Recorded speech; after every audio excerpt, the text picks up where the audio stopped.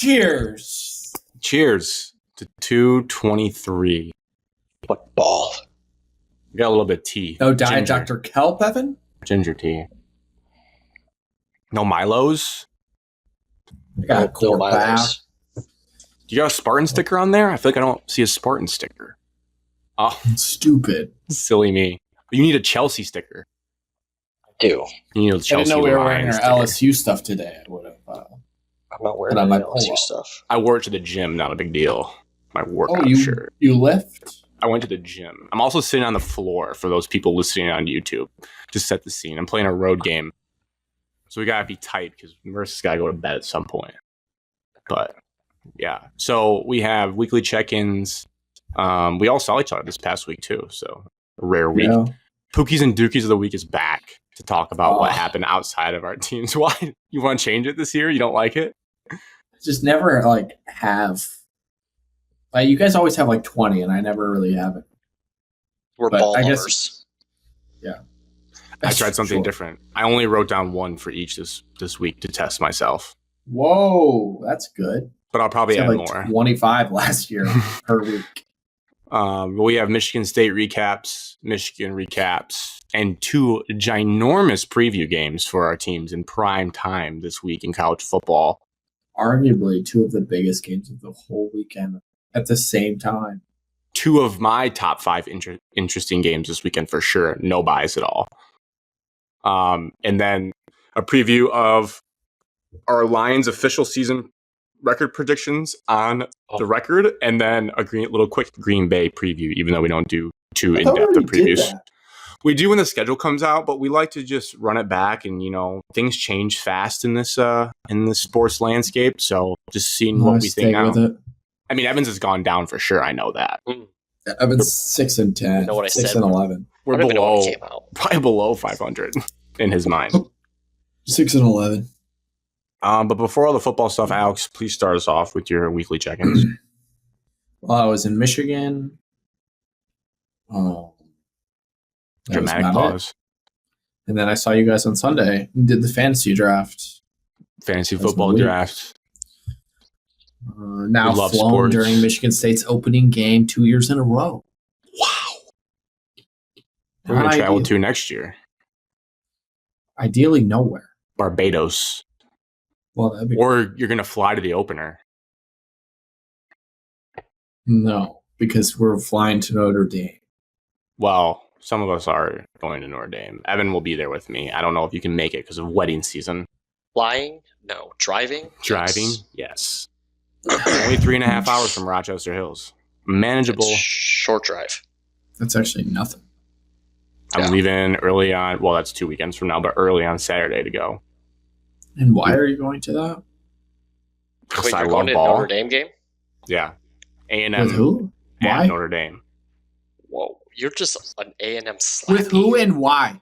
My college friends, who 2 of them are pretty Fair, I diehard. had those. They got one of my buddies knows a season ticket holder. Season ticket holder couldn't go to this game. Gave him a nice little discounted price for 4, and I was included, so I will be going. Very cool. Yeah. I'm excited. I might have to buy a Notre Dame shirt now too, which I was a little indifferent about because I kind of don't like them, but we don't really play them anymore. And they have Where's a great your Notre Dame logo. baseball shirt? I don't have that. I had a black and white Notre Dame baseball camp. That would have been an incredible throwback to wear to this game. I might get one of the long sleeves. Did you guys see they changed their logo or have a Yes, new logo? you've mentioned it Sports 20 specific. times. I Sport did. Specific to the football Yes, only. you said it multiple times. When You said it at last the draft? week, and then you said it at the draft twice to me. About It's their like, dude, logo. I know. Yeah, about their logo. It's like, dude, I know. It was a hot You're like, topic "Do at you work. know that it's the first time they've ever worn this logo? I said, yes. What? Yes, No, we that had was this not my conversation. They didn't wear the logo. It wasn't on the uniforms. No, it's never going to be on there. Do you know what the logo is So, for Notre Dame? Yes, the football one of the little Irish dude. Then now he's holding a football. Yes, I've seen His name's a leprechaun, okay? Let's put some respect on his name. But yeah, he's holding a football. I can't believe how infatuated you are with this logo thing. You're You talking to a texted us different about you're it, talking too. to a different Grant. No, I did not. Maybe. I swear to God. Damn, I feel I might be digging myself a grave. Evan, do you like the logo? Oh, Yeah, I like the didn't. logo. It's like Sparty doing all the sports logos that we've had. That's what I said. I was telling my friends. Auburn does that too. Some people online were saying it's like cancel culture. You can't be fighting anymore. But I was like, I think it's an alternate. They didn't get rid of the original. They just added a new one. They added. Okay, maybe that it logo wasn't you. For football only. Apologize. Well, no, you did ask me about it. At the I'm draft, sorry, Grant. but you were like the 20th person that had asked. Thanks, Alex. It's just great marketing. You release a new logo, sell a bunch of new merchandise. People are going to buy stuff. It's the Premier League model. New jerseys every year. Yeah. 3 new ones every year is kind of ridiculous, but I don't think they're going to put it on a uniform unless they do their stupid Shamrock Series uniform every year. They might put one on like the shoulder pad or the shoulder logo would go hard on top. Yeah. Like the Rose Bowl ones for Michigan would look nice. All right, too much Notre Dame talk. Too much. Okay. Evan, your week. My week. Labor Day weekend. Took a trip down to South Carolina. That's right. Flew Spirit. Nice. Great airline. Live to tell the tale. You get the big chair? No, I'm sitting. I was 4 rows from the back. Middle? Row 26, aisle. Nice. I like aisle. On the way down, I had to alpha a couple out of my seat. Oh, that's right. Oh, yeah. I heard about that. So I get on. First, to begin with, Colby is like a, I guess, master of the airports because I'm like a get there early, and that way I don't have to worry about anything. I get there way too early, but yes. I thought I got there way too early. Colby and I like get there and basically you have 15 minutes, walk around, and get on the board. It's nice. Like he picked me up at our doors opened at 10:37, 11:07, something like that. And we got there like a half an hour before. Dropped off, walked through security, in 5 minutes it took us to get through. Risky. When Colby said he was on his way to pick me up, he said, "Don't worry, we have plenty of time." That was the quote. Okay. On the Friday that I flew to Michigan, I got there 2 hours. I'm a 2 hours before guy pretty much for the most part. Did have to check a bag because I had some stuff I needed to check. I waited. I checked my bag in less than 5 seconds, and then I waited in the security line and watched the entire first quarter of Michigan State as I walked in the security line up and down. Full first quarter. That's how busy. Detroit, not busy. Charlotte, not busy. So good. Houston's good almost airplane never travel. busy, so I was surprised. I've also never had a bad experience with airports or anything like that. So people freaking out about it, I don't know what the whole issue is. If you get there early enough, there's never a panic. I've never panicked. The biggest time you're going to have a panic is if you have a connecting flight. Yes. And then you get delayed or something on the first flight, and then you have to be me and run through Atlanta with your suitcase. Stiff-arming people. Great. Yeah. Or you get delayed in Memphis and you spend 9 hours in their airport. Oh, God. That's also but you're probably your next flight. Not even the Chili's triple dipper can survive. Your next flight is probably to here. It is, and it's been pushed back 3 times. It's been readjusted. The flight has been readjusted 3 times already. They keep changing the times. We go. Keep on just pushing it back, pushing it back, We pushing got it you on a back. string right now. Yeah. What time do you land now? Closer to 8 o'clock now. I think I land 7:51. I got the championship for golf league that I'm night. gonna have to go right to bed when I get to your apartment, Alex. I'm gonna be a tired boy. All right, so we showed up. Figure it out. Never drive I-85 north. Okay, West? writing that down. I-85 from Charlotte to Greenville. Never drive that road. Okay. I think I have. A friend that we're staying with, Jason, picked us up. To get to the airport from his apartment was an hour 15, hour and a half. To get home from the airport after picking us up and get back to the apartment, 3 hours we were in the car. Wow. Traffic. And Everyone going to the Mecca. I shit you not, Alex. 0 car accidents on the road. Just people just... What time did you land? Is this rush hour? 1:30? Oh my God. 1:25? And we Middle pulled of the day? Yes, and we pulled into Jason's apartment at 4:25. Like literally, Labor Day weekend, though, gate. Alex. Maybe this is like they're up north. They drive to Greenville. Miserable. But What day Greenville, did you South fly? Carolina, we flew in on Friday. Greenville, South Carolina, the west side of the city. Absolutely gorgeous. Beautiful. That's it. Everyone's going there for vacation. Figured it out. Beautiful. Like, I would move exactly where Jason lives right now and have the time of my life. Wow. I would retire there right now. Wow.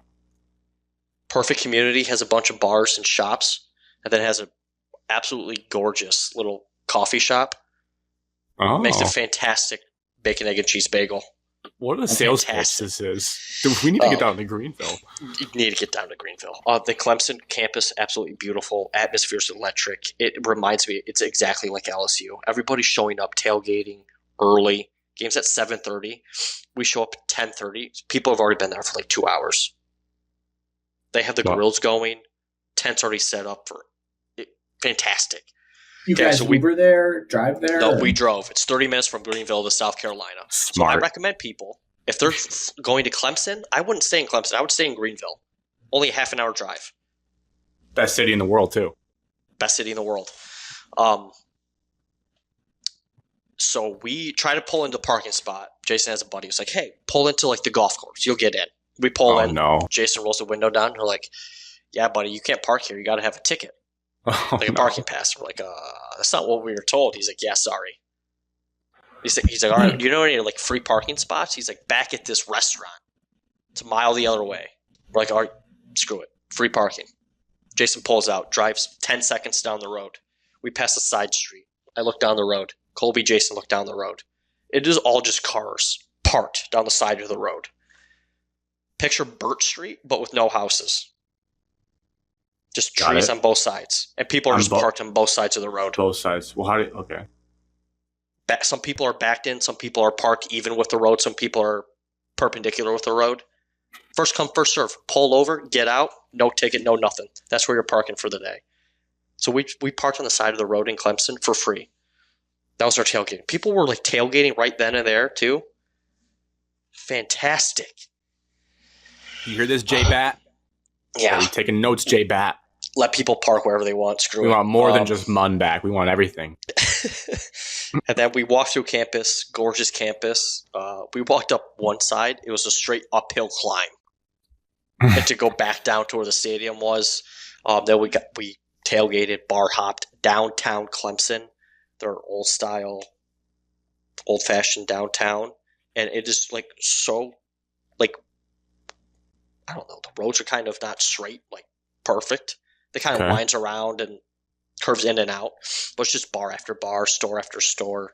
Like you're in Disneyland or something. It is a fantastic downtown area. Like you type it in, like restaurants downtown, and like only 4 or 5 of them pop up. You as soon as you get down there, it's both sides of the sidewalk, both sides of the road, back and forth.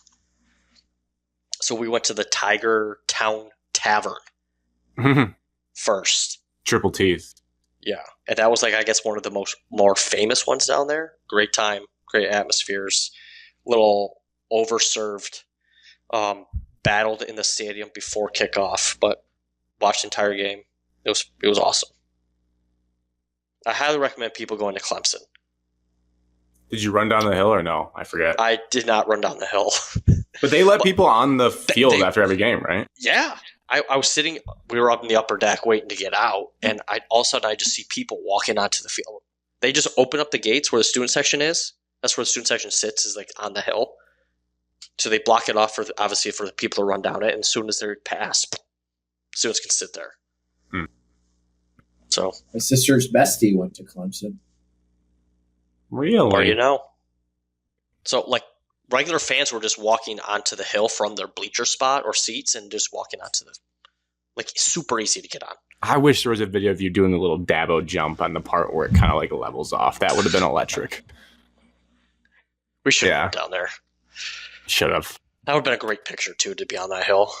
Yeah, or like, your mid-air jump. You have to maybe do it a couple times so Colby can get the right angle of you jumping in the air, but that would have been funny. But Thursday night, I guess before all that, Thursday night we spent it at high school football. Great atmosphere. Colby writing for the local paper. Backwards hat Evan in the booth. That was a crazy video. Who was taking that video? Varsity football coach's son. Okay. I needed somebody to film with me because the guy wasn't there because of Labor Day weekend, so I just picked him. I was getting so stressed out because I'm trying to control the sky camera that's behind the end zone, Grant, with an iPad. Yeah. And it's like, but like it's like a control. But it's you can control it, but like the controls are like if you had like an analog stick. So it's like analog sticks. I don't know how to describe it. I think I got you. And it's like laggy too because it's not like it's directly moving. Super laggy. So I was getting frustrated, and like if I like move it and it doesn't move, I try to move it again, and then now all of a sudden the camera's faced up to the sky right before the play happens. Is that going to be like that all year? Or is that just like a test for this first game? It's going to be like that all year. You just have to get used to it. Get ready to learn analog, buddy. Yeah, that fantasy draft Sunday night. Thanks to Benny V for hosting. Fantastic atmosphere. Really did go off pretty cold. Without a hitch. Pretty cold out there. But people didn't check the weather. Check the weather. Check the weather. I wore pants and sweatshirt. Yeah, I put on jeans at the last second. It was a great move. Yeah. So, other than that, great time. I didn't do a crazy amount Saturday. Friday, Marissa and I made a dinner. I cooked some really good ribeyes. I dominated a ribeye on Friday night. I thought I was burning it on cast iron. I thought I got the outside a little too kind of crispy, too burnt. But I found out that like even if you're panicked and the temperature on the inside is not getting to where you want it, it's hard to really over crisp it. I like a crispy exterior to my steak as well, so I prefer that, like a little crunch on the outside with the tender medium rare on the inside. So we got it there. It was really good. Bless you, Evan. And then I don't think Saturday we did too much. Sunday we drove back down, saw my parents, saw my grandparents, went to Chomp Burger in Adrian.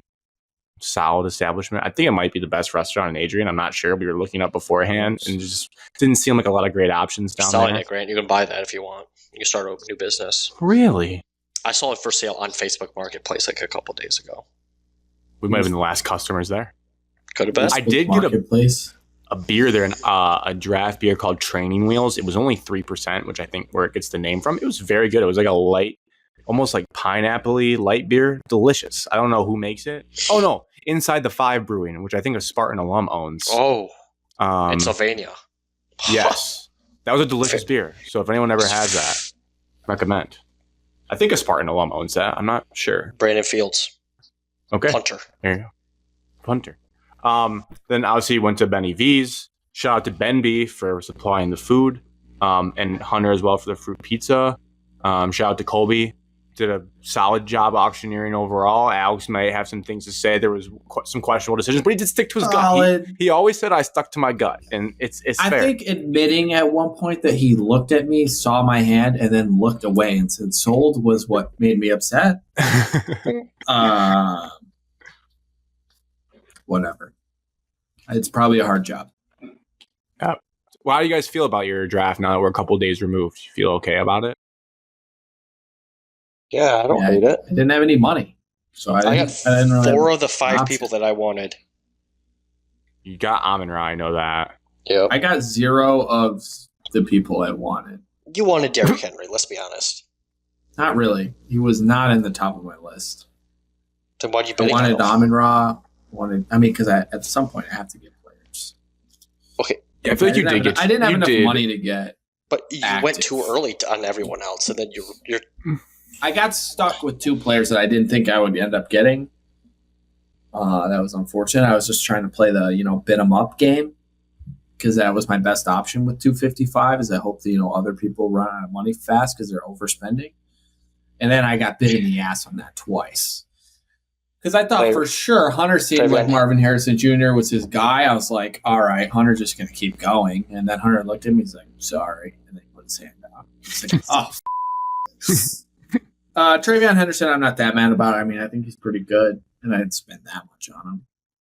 But Evan, your team is the Buffalo Bills now that I'm looking at it. Hell yeah, baby. He's got Josh Allen, James Cook, Dalton Kincaid, the Bills defense, and Keon Coleman on the bench. That's 5 Bills out of 14 potential roster spots. Every single week. I just picked the Bills defense because they were top rated left.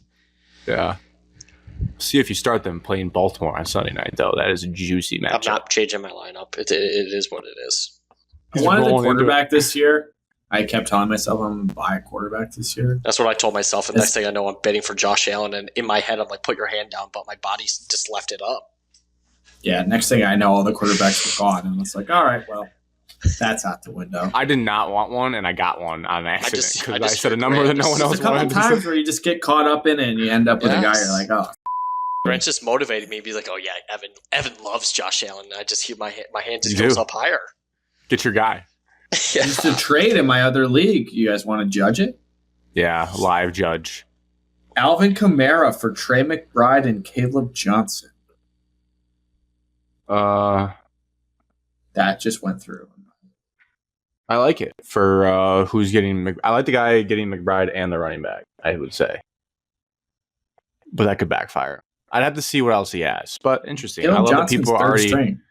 I don't know if I'm gonna do. My dad still remembers a trade I made before the year. I traded Mark Andrews right before the season, and he scored 30 points on like the opening weekend. My dad is always like, "Well, you should never trade before the first week." I try to wait until after week 1 to trade. I have not seen any trades yet. My team sucks. Like, that's the honest. The team's terrible. I need a bunch of rookies to be absolute stars in order to make the playoffs, which could happen. I think nobody's. Well, I think maybe I don't know. Do you think people are going to be more willing to trade their money or less willing to trade their money now? Like Someone's going to pay me $50 for I my think it'll best get players. less. I think it'll be stacked until like the end. Like it'll get crazy in the last 2 weeks before the playoffs. Just going I to think trade my people top are two guys realizing for 25 each and call Having it good. 250 is like impossible. When people have 350. Well, I've done it 2 years in a row. It's terrible. But this year, it felt like more people had more money, and there was only 2 people with no money. And those 2 people have by far the worst teams. It's funny how that works. Yo. All Well, maybe you never know. It's got right. to be a good evaluator of talent. Pookies and Dookies of the week. Probably mainly college football here. Hand up. Did not watch college football Saturday. Was not able to. All right, so not much ball watching from Alex. That's okay. I'll throw it to you, Evan. Do you want to have the first Pookie or Dookie my of the Pookie entire one year? of the week. Week Not 1. Avery Johnson. Sorry. That's a foul. Oh, I have a Dookie though. okay. Go, Alex. No, My Dookie is Avery Johnson. the starting quarterback for the Iowa Hawkeyes. Mark Gronowski, is that his name? They won. Yeah. He threw 8 passes for 40 yards, but they dominated. He passed for 44 Alex, yards. Alex, look You're at a Iowa's box score rushing watcher. stats. Dookie. Get a rushing Dookie. touchdown. And He ran power on the also, goal line. Get 2 me who's excited. the other dude. quarterback Evan likes that sucks? Alex, big test for him this week. Iowa State. Yeah, Tune I was in. winning that game, so they're going to bamboozle you. Minnesota's quarterback, Jake Lindsey. Redshirt freshman. also bad. Alex, did you see the interception that he threw? Yeah, probably Alex's box score watching. I watched Did you actually? Thursday. Did you actually see? They did play that. Yes, I saw it. It kicked off the dude's foot and then It was crazy. Tight Yes, I end saw it. falls over. He chucks it over to him. Hits the dude's I was foot. really just trolling you at that. Pookie of the week. Potential dark horse Heisman. Get your money in now. Lagway. Friend, listener, avid listener of the podcast, has them winning the ACC. I have Carson them in Beck. the playoff. Haynes King, Georgia Tech quarterback, going He's like into 28 years old. well, he's good. Doesn't throw How the about ball, but he runs it. How about their punt returner? What was that jersey? That was crazy. That was like you can't have the same number on the field, so it's like over big, so it just fits on over their helmet, over their jersey. Alex, did you see that jersey? No, You didn't. I was on a plane at that point. I got he had you. 2 touchdowns, possibly 3 touchdowns, I think, against That Colorado Pookie on the dog prime did. time, ESPN With because it's A&M. Colorado. Oh my god, That's the jersey he That's wore. To return. unbelievable. He returned punts wearing he that. cribbed a kick like that, or what? No. Evan was talking Oh. about Haynes Keen touchdowns. This kid got like tackled right away, and their coach in a press conference said, "You'll never see that jersey again." Yeah, because look how easy it is to grab. Insane. That's college football, baby. So he just put that on over his Nice helmet. unis, though. That's so good. All right, my Pookie. Maybe not necessarily him, but I'm going to give it to him because he's the head coach of the team. Brian Kelly, Tigers. They can't win the first game of the season ever, but they finally did it. And I even liked that Should have little, got a 15-yard penalty. He ran into the ref. That's a flag. Oh, he did get taken out by the ref. That's a flag. He can't be in the white zone. That is for the refs. That's a flag. It's a 15-yard penalty. Potentially dangerous on the ref's life. Did you see it live? Were you like, oh my God? I didn't know it happened live because you're kind of locked up. But shout out LSU fans. They still want Brian Kelly fired. They do. Really? They wanted Brian Kelly fired before the game. After the game, all Clemson fans wanted Dabo fired. I swear to God. We're so back. Although I think they like him now after he shot back at Dabo in the press conference this week. I don't know if you guys saw that, but Dabo the grading system or whatever. It's a final. Yeah, Dabo said it's like a final exam in week 1. They got a 65, we got a 58, and then Brian Kelly says, "I don't know if he watched the second half or he's just terrible at grading because we played a lot better than them." And I was like, "Holy shit, we are not holding back here in week 1." So Pookie for him, he got off his back. My Dookie. Other end of the conference, I'm going to say Alabama football as a whole. I know we don't like to overreact after week 1, even though everyone does. The country's overreacting to Alabama right now. They look like they don't care a lot of the times. And I might be an old man yelling at clouds here. I might be coming like our fathers, where I saw becoming like our fathers. I saw the clips of it was Caden Proctor and other guys on their team warming up, holding their phone in their hand with their beats on. And I'm not against wearing your own beats before the game, but there was something weird to me as old man yells at clouds. I was like, why do they need their phone in their hand? I understand music selection, but like if you're warming up for there was a old man yells at cloud reply in the comments that I was like, damn, I actually kind of agree with that. They're like, if you can't just walk into an opposing stadium and have people there heckling you as you warm up and listen to like the stadium speakers and you need your phone in your hand playing your music to get ready for your game, you might be mentally soft. And I was like, I kind of agree with that. I don't know. Yeah, but something like 99% of students or kids do that.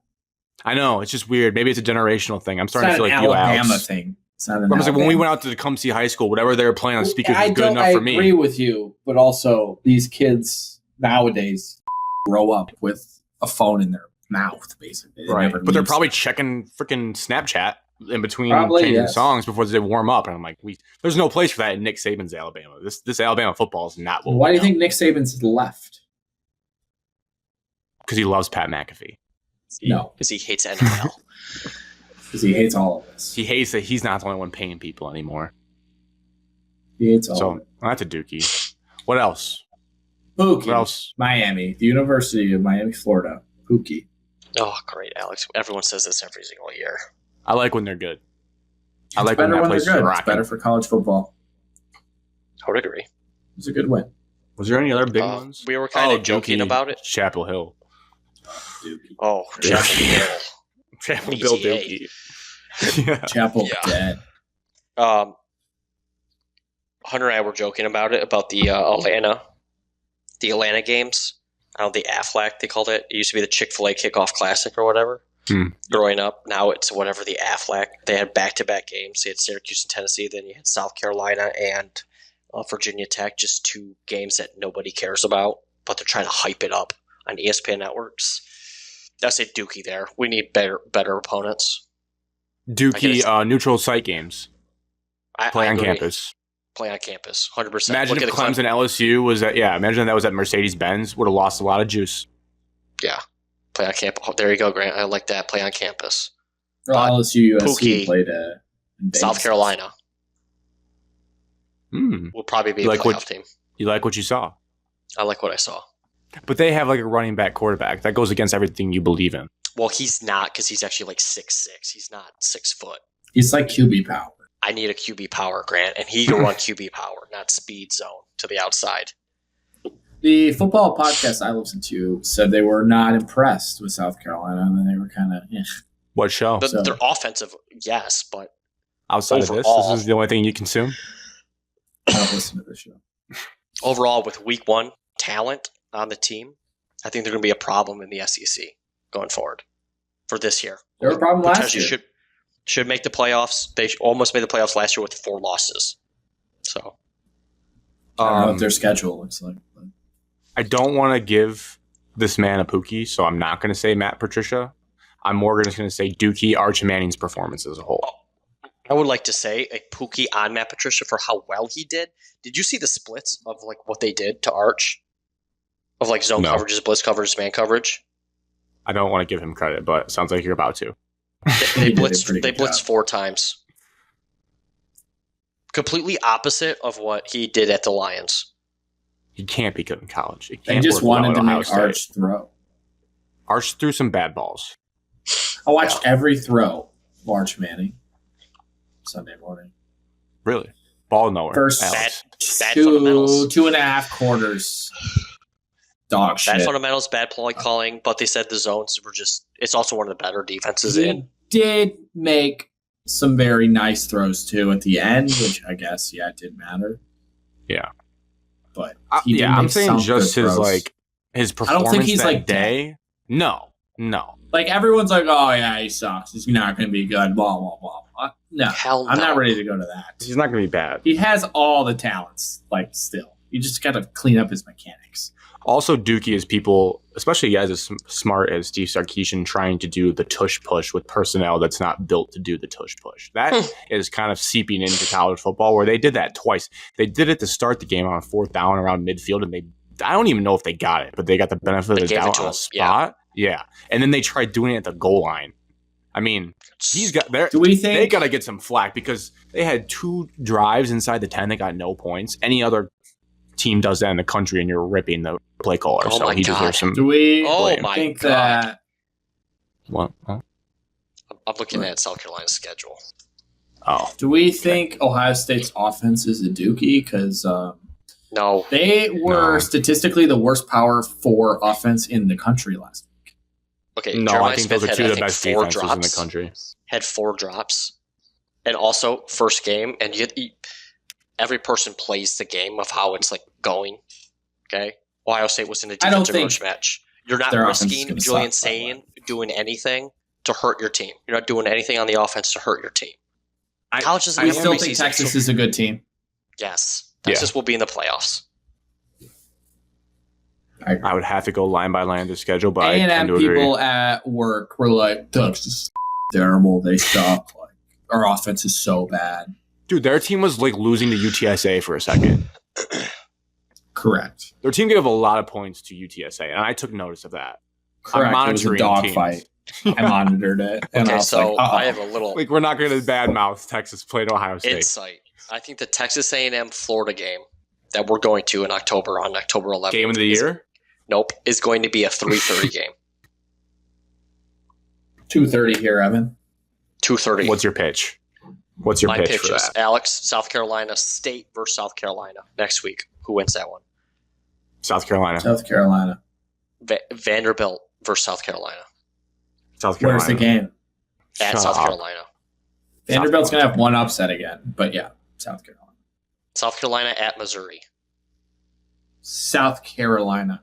I don't believe in Bob Kentucky Rabiola. They could lose that at game. South Carolina. South Carolina. Win. Kentucky's the worst team in the SEC. Yeah, they South suck. Carolina is 4-0 going into Death Valley on October Ooh. 11th in a top 10 matchup. But what if Florida beats LSU in a couple weeks? Have you They seen will. Florida's schedule? Yeah, it's the worst in the Yeah, country. but they're really good. like, in terms of tough. Tough. Especially now that Miami and Florida State Wisconsin, are good. that's the hardest. No, Florida's is worse. No, Florida 100%. State. Florida's is 10 times harder. Florida's is actually insane.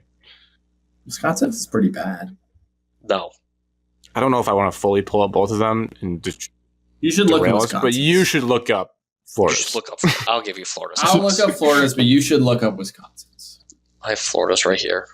Well, Alabama's not good anymore, so that game doesn't count. Yeah, they're still good. Okay, No, but let's not overreact to week one. I would take Wisconsin's in a heartbeat if we're comparing the two. LSU, Miami, Texas, A&M, all in a row? And Texas and And they have No. South Florida, who just destroyed And Georgia. Boise State. yeah, and Florida this week. And then Florida State to cap it off. They just have Mississippi State as a bye They have week. 2 guaranteed wins, Kentucky and Mississippi State on their schedule. And every other game's like top 15 game in the country. Florida State to finish. Wow.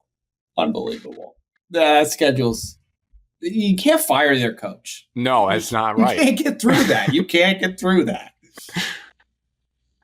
Yeah.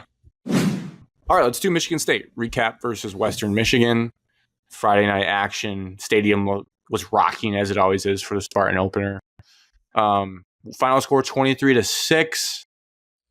Let's go with Alex. We're looking for really won by takeaways 17. here. That means we're a bad football team. Who says that? That's what everyone was saying on Twitter. All the Twitter trolls and Facebook trolls were saying Michigan State only won by 17. We're a bad football team. You see my tweet? We were Then we only one won of the by most 17. dominant wins We both in only the won by country. 17. Grant, that's the point. But Michigan fans didn't realize that. Did they say before the Michigan game or after the Michigan game? Because that's Saturday. Tough. Saturday and Well, Sunday. All right. Anyone, first of all, bitching about the score? I mean, it was 23-0, and the backup threw a pick six. So I hate. A backup when to a the pick Ri- six to a former Michigan State football player. Yes, It was a cool moment for the kid.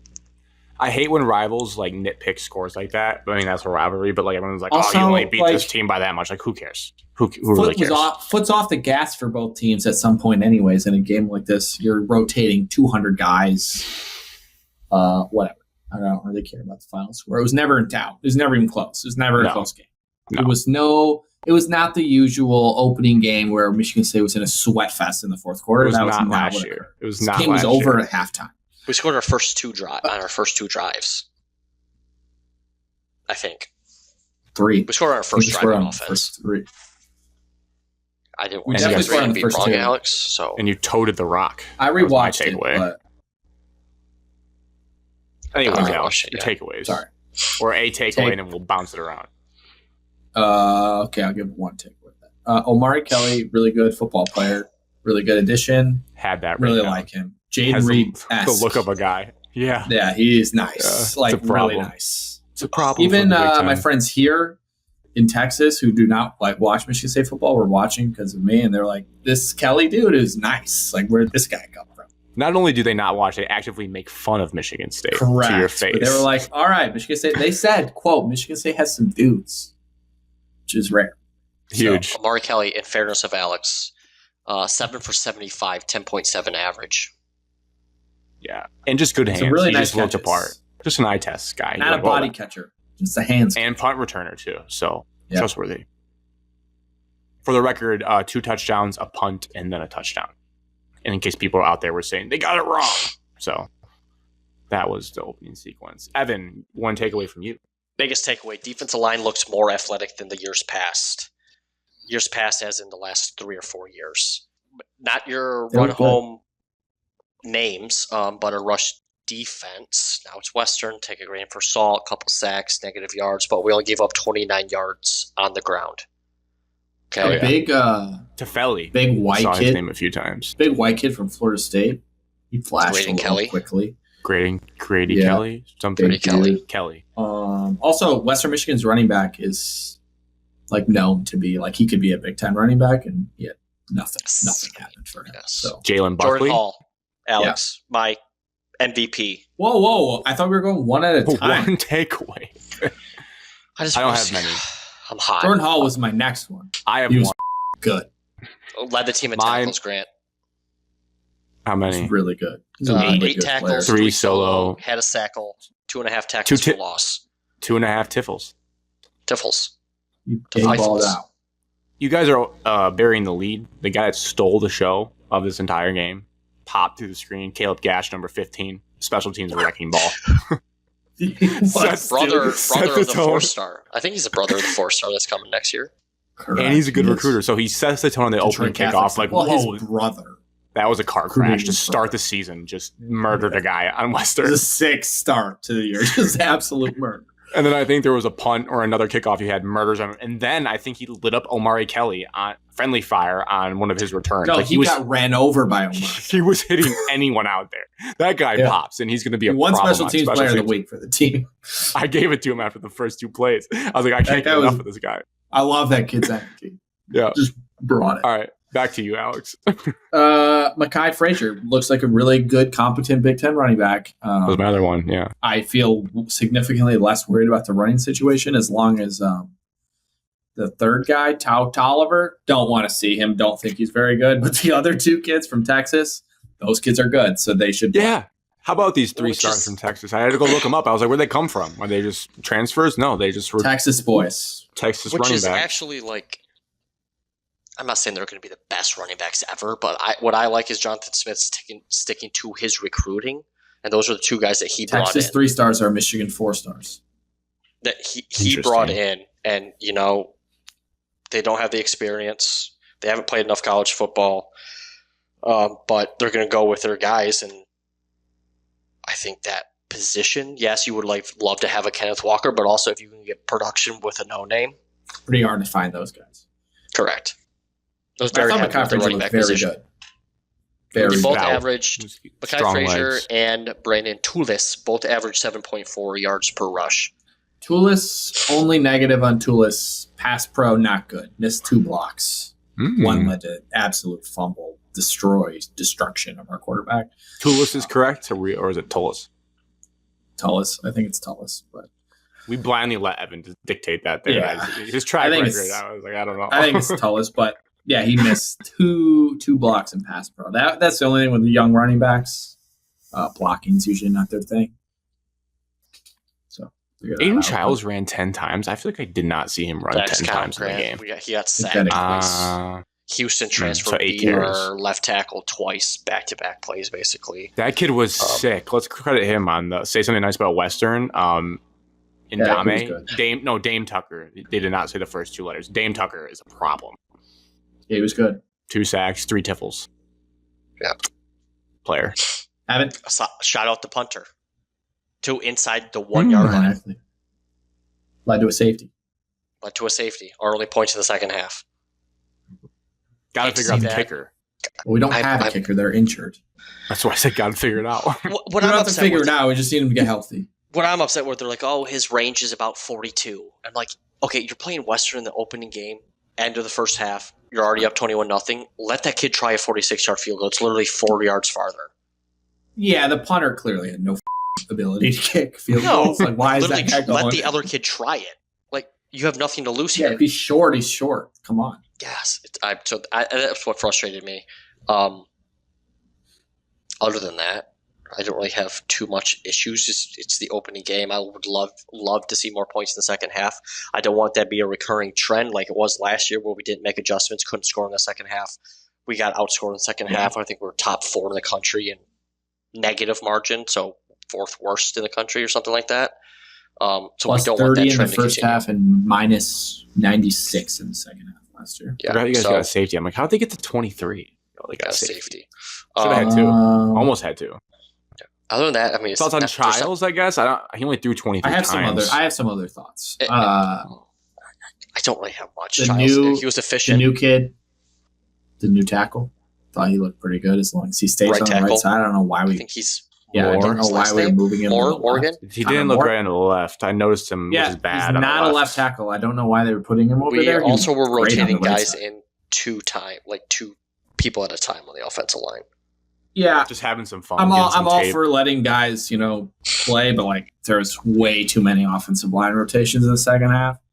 Obviously the guys that started were pretty good. They ran the ball great, and then we never went back to that combo. So it'd be nice to just, we'll see that this week. Obviously, I think we're going to stick with the same group. And not I don't think Tua Tolliver's getting 8 carries this week, Alex. If I had to No. I can see Childs getting 10 carries. I can see Frazier getting way more than 14. I can see Tolis getting Frazier half of that. So I don't see Tolliver getting 8. It's a 1-2 backfield. It's a 1-2 backfield. And if you want to bring him in occasionally, dispel him, whatever. But, this is a 2. Childs' thoughts. Thought he was good in the first half. I think in the second half he regressed a little bit. Mainly just seemed like he didn't trust his O-line. Kind of fades in the pocket. He never steps up. Need him to start stepping up in the pocket. When he fades back, shit is a disaster. Missed a couple throws that he probably should have had, but he was otherwise fine. He didn't make any huge mistakes. He got absolutely murdered because a running back missed a block. That was not on him. I don't know. It's hard to take away much in the second half when we were just running the same 4 plays over and over again, and then it is what it is. We moved because I rewatched the second half and it was was it that bad? No, we moved the ball pretty well. It was just a penalty in the red zone. Then we had a sack, and then a sack, a fumble, just a couple 3 dumb mistakes, which again you can't have that happen. But also you're rotating so many guys that it's probably difficult to have any continuity when you're doing that. So I thought Childs was fine. I didn't think he was spectacular. think he flashed in moments. He makes some throws effortless, like I think it was like 4th and 5. They threw that little out to Kelly on the right side. Oh, that looked like a long handoff. That was basically a timing long handoff. That's what they called it. It was just a rope. Great throw. Easy, great route. That was nice. His run to the 1 yard line was nice. So, like, he still flashed, but, like, he didn't have to do much. No. Which I He like. didn't air it out. I like to see guys toting the rock. That was Missed the biggest takeaway. One throw that would have been nice, but not the tallest one, because, like, tallest clearly, like, slowed down. Like, if he would have caught that if he just ran. Yeah. Was did you watch the TV copy then, Alex? You said the second half? Yeah, the announcers. Twice, basically. Such a funny but like sad moment for the backup, Emilio Hevich. Like they're like, yeah, his only pass was a pick 6, so he's looking for redemption. And his next throw is a pick 6. I was like, that's I don't even know insane. what he was looking at. He just threw off his back foot to the right side. I'm like, Jesus, dude. 5 yard out, just stared at it, and the guy was like, okay, I'll take this. Yeah. Not great. I do hope he gets another look sooner than later so he can shake that off his back, because that is tough that you're over Ideally, two against pick Youngstown sixes. State, he would get like a whole quarter and he could try to not. Get him a bubble screen. Let's do no 5 yard outs, like an arrow, just a little out, like something, even a running back screen. Let's see a completion, because that's tough. Only other thing, freshman Aiden West, a cornerback, dude looks like he's an absolute dog. He should just play. All right. Aiden West. He looks like a real life solid Big Ten corner, which we haven't had those in a while. Like, if you remember what Charles Brantley looked like, that doesn't exactly look like a NFL corner. Alex, can you guess how many snaps Charles Brantley took for Miami this past weekend? 3. I know he didn't play much. Over. At all. 6. 0 snaps for the Miami Hurricanes this past weekend. Yeah. He's listed 4th on the depth chart. He's one injury away. He did get hurt last year. All right. Let's do Michigan's recap versus New Mexico, and then we'll do the previews. That win was 34-17. Since I'm the lone Michigan fan, we want to do takeaways like we just did. Any questions you have for me? I wrote down some, but I'd like to let you guys lead this to kind of take it where you want it, if you were able to catch some of it. I know, Evan, you were at a game. That was the game of the week. Alex, you were busy this weekend too. Was with Tyler, so he made us watch that until I took over the TV. Oh, wow. What a move by him. We didn't get back until like the third quarter. But anyways, I rewatched this game. Scouting. Good podcasting. I wanted to see Bryce on. I was going to let Evan go first if he had any. I don't have really any takeaways. Okay, I have some. I had LSU Clemson on the big TV, and no, I did not. I had Michigan on big TV, LSU Clemson laptop in my lap. That's what my viewing situation. Friend of the show, Connor, asked me, like, are we putting Bryce on the big TV? I was like, yes, he was on the big TV. Where were you watching this game? My living room. Was Connor there? No, he texted me. He was like, what? He was asking, like, in this situation, you putting Michigan versus New Mexico on the big TV? I was like, yes. Yes, I am. You always put your team on the big TV. Always. Gotta have it. My takeaways are the following. Justice Haynes, good player. Yeah, he looked awesome. Really fast. He looked good. I didn't know he had I knew he had maybe some home run, but I didn't know he could. I did not know he had like the breakaway speed like that, which again, New Mexico, one of the worst teams in the country, whatever. Sneaky though, can I interject? I didn't realize that they brought the whole Idaho team, and that was the coach that only lost to Oregon by 10. I gained a lot more respect for New Mexico. I was like, oh, I really undersold them in the week preview. Not saying they have a ton of talent, but I think they're still pretty shitty. Their quarterback was also gritty as hell. I hat tip to him. He took a lot of shots in this game, and he like kind of balled. Too much talk about New Mexico. I thought Justice Haynes, good player, looked good. Thought your wideouts left a lot to be desired, per usual. I thought your tight end, Marlon Klein, was fine. Looks good. Everyone's over him. I thought he was fine. I mean, he was wide open on like. He made the catches that you need to make. Yes, he caught them, but like also wide open. O-line, iffy at best. Again, Michigan can run the ball well. I don't think their pass protection is that great. I never felt like Bryce was under like a crazy duress. He did get sacked once, but it was a long. But no, okay. he just. I wasn't passionate either way. Yeah, I wasn't like overly impressed, is what I'm saying. And then defense, fine. Like, definitely don't think they're as good as last year, but it's early. It was a bad Anytime first game. Jaden Mangum's playing a lot of defense, you're like, oh, he did make a nice play. Like, I don't think he's very good. So They said he was going to play early. he did make one nice play. And then obviously everybody just wants to hear what I think about Bryce Underwood, so I'll say it. Looks the part for sure. You're right. Does look like a guy. I thought Talk to me more. Thought he got the ball out quickly. He was efficient. Didn't make any mistakes. The only thing I'll say on that is like these dudes were open. These are throws a lot of quarterbacks can make, and a lot of quarterbacks can look good doing. And he made one bullet across the middle throw that I was like, all right, that's pretty nice. It's a good throw. It's got a cannon, but like ultimately they got to see it against a real team. True. Like what's going to happen when he's under pressure? What's going to happen when these receivers are blanketed? Like just not enough there for me to be like, oh, he's going to win the Heisman Trophy. Michigan has a guy. I need to see it Saturday. And I still think your receivers are dog shit. Respectfully. Fair. I think dog shit might be a little harsh. Fine. For a Big Ten receiving core, though, they're not very good. I think the only one I left really disappointed in was Fred Moore. He dropped a pretty wide open first down. Overall, I'll start with Bryce. I thought he looked great. Now, to be fair, I'm seeing he's starting to get a lot of buzz nationally this Tuesday, Wednesday, because we are too early for that. No, he's catching. Like Dan Orlovsky did a 4-minute breakdown of him today. Yeah, no, I mean he has the tools. That is because Michigan Oklahoma is the game of the week, so people are starting to dive into that. So I understand that. He's not going to shock me as much as nationally people are saying, because kind of a sicko, and I've like any huddle tape of him I've watched for 4 years after we got him. I was like, I need to see. So I was already like bought in that this kid was going to be good. But yeah, he's like one of I don't know. It was nice to see it like all come to fruition. He did throw some interceptable balls. Like he did try to test his limits, which I liked him to do versus New Mexico, to see like what windows he thinks he can fit passes in.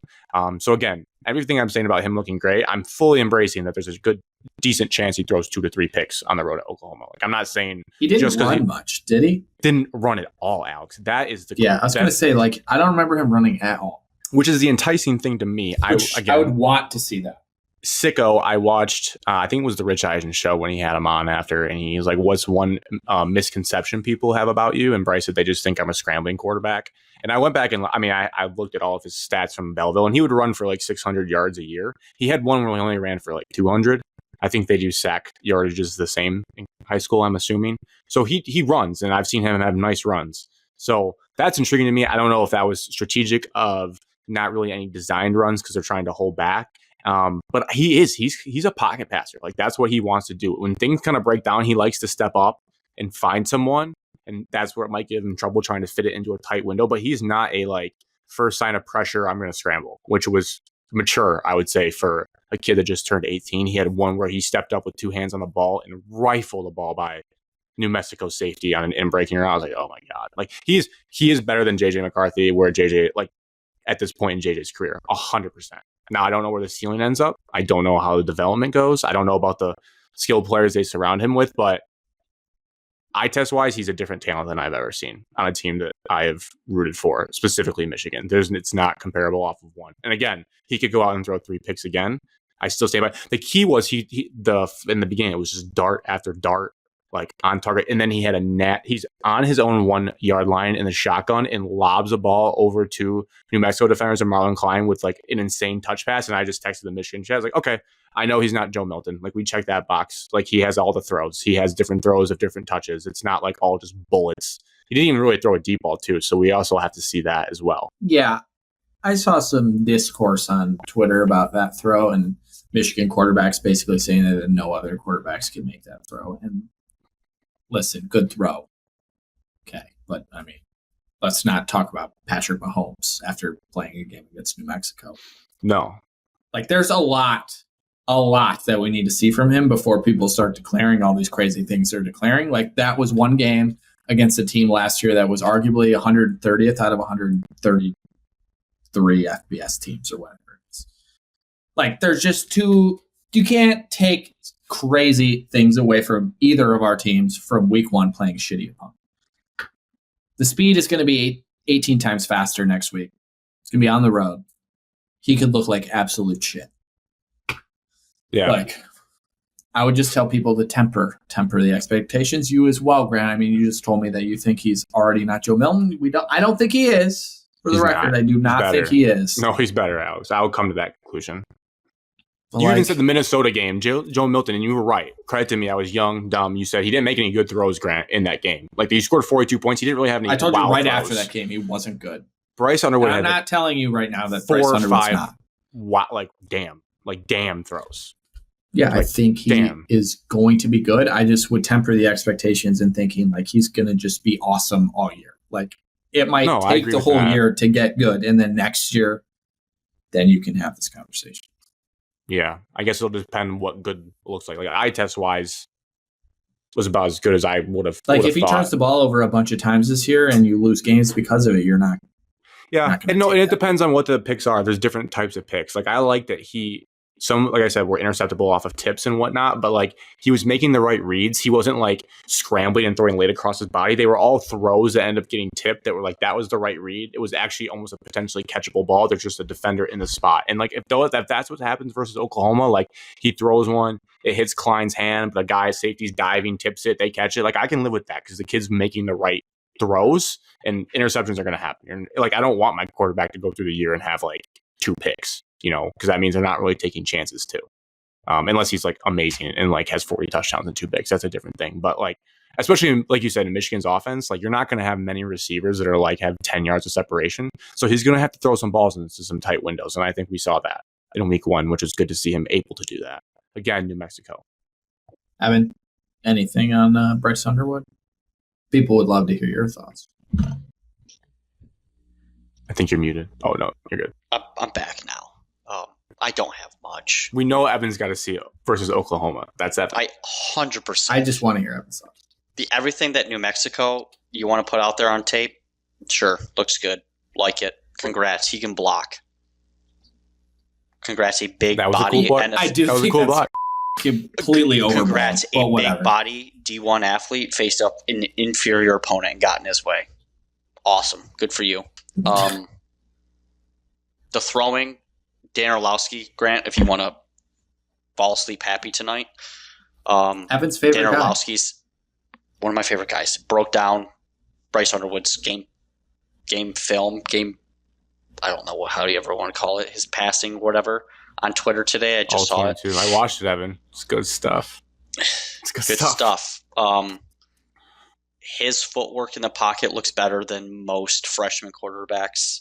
His timing, his delivery of the football obviously looks better than most freshman quarterbacks do. Did you see why he's the number 1 quarterback? I couldn't name you who was the 2nd and 3rd quarterback in his recruiting class. But he's definitely not. So the guy that went to Ohio State.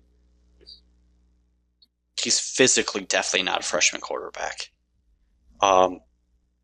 Obviously, I think Michigan did a fantastic job of scheduling this game before Oklahoma. Don't give a test.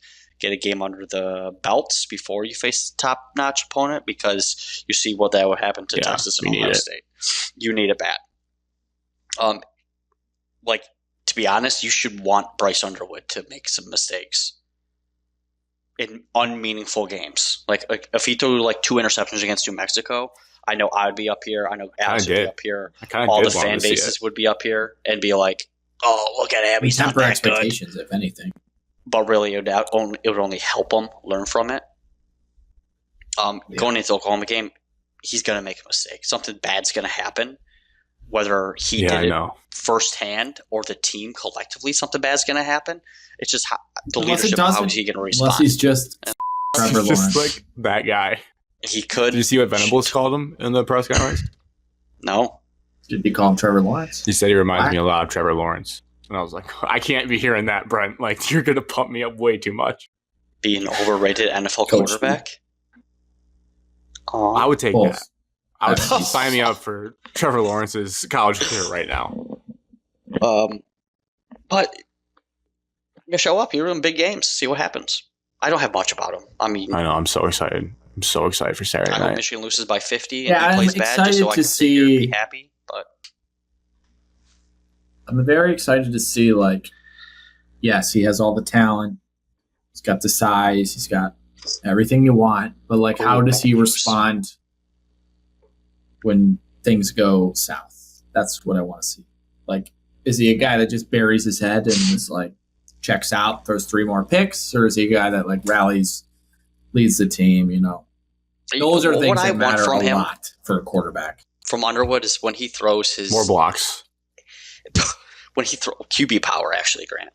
When he throws his 8-yard out route, bad timing, wide receiver trips down, falls, gets picked off. I want him on the next drive to absolutely just sling that thing, just rip the football over the field. Just don't even care. Just prove yourself. I have the arm talent. I'm confident in myself. I don't care about the last interception. I am throwing this opposite hash out route on 3rd and 12 to get a first down for my team. I'm not going to be gun shy. Yes. He's got the arm Because he talent. can have absolutely. all the talent and everything, but if he can't respond the way Evan and I are Also, talking, the team then around Gotta be a him leader of doesn't men, perform. like my QB Gotta be a tiers. leader. Yes, Then it won't leader work. of men. And I think It won't work. the team loves him I got too. bad news, It's like the man. I cliche cannot shit, but they've evaluate- said great things. I can't evaluate Underwood for the Oklahoma game either because I'll be inside Spartan Stadium on Saturday. Oh, hell yeah. You bought the Big game. tickets I sent. Nice. No, I was not happy with Well, those they got all seat 22 selections. after. I bought different tickets. I thought I was too They were good to sit in the upper $20 deck though. at Spartan Stadium. You are. Yeah. You are. So I bought lower bowl tickets. Yeah, unfortunately, it will be difficult to watch that game as well, but I will for sure be rewatching and at least Dual checking monitor, in. Alex. Dual monitor. Before- I'll check in. Before we get to that, a couple other quick notes on Michigan.